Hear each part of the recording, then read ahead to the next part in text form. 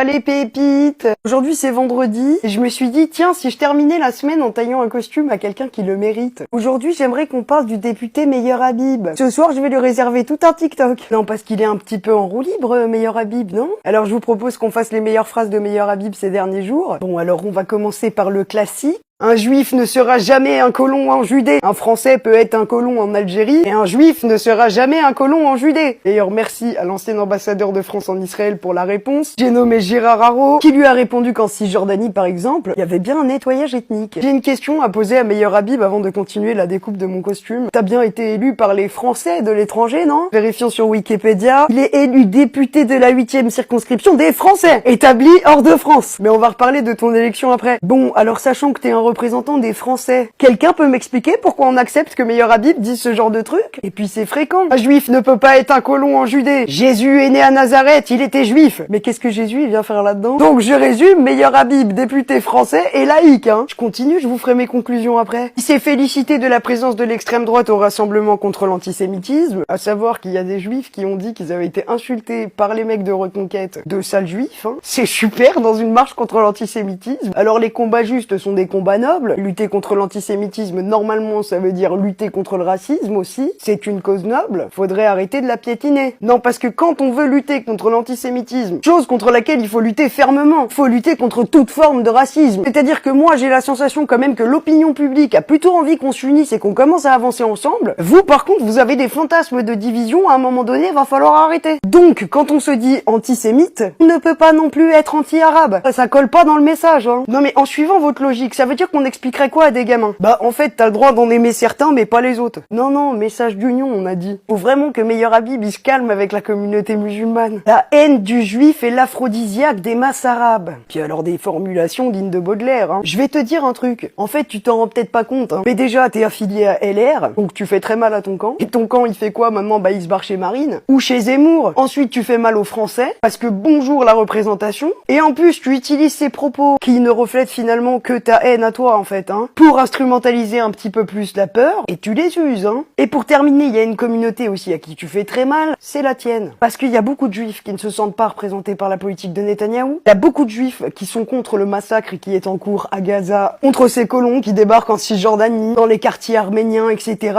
Vous avez oublié que votre guerre de base c'était contre le Hamas? Non, vous avez un petit peu dérapé là. Ça a glissé. C'est à cause de discours comme vous êtes en train de porter en ce moment que la haine continue de monter. En fait, Meilleur Habib, t'es en train de devenir le chalgoumi de la communauté juive. Moi, je félicite tous les juifs d'Israël et d'ailleurs qui, à contrario de tes propos qui ne sont que divisionnaires, que de haine, qui plaident une seule forme d'antiracisme, je préfère féliciter tes camarades juifs qui ont un discours qui est plutôt rassembleur et qui dit que quelle que soit la cause, l'humain doit être le centre de tout. Ensuite, j'aimerais qu'on revienne un petit peu sur ta carrière quand même, parce que tu parles beaucoup, moi j'attends toujours que quelqu'un te fasse taire, mais puisque personne le fait, allons-y. Vous voulez que je vous rappelle comment a été élu Meilleur Habib? Je crois qu'on m'a un petit peu tous oublié. On va ressortir la fiche Wikipédia d'abord. Alors je rappelle qu'il est élu depuis 2013, sauf qu'en 2022, sa réélection est annulée par le Conseil constitutionnel pour des irrégularités électorales. Il a été réélu à la partielle qui a suivi. Vu que tu nous parles beaucoup de morale, je te propose qu'on regarde un petit peu la morale de ton parcours. Le 3 février 2022,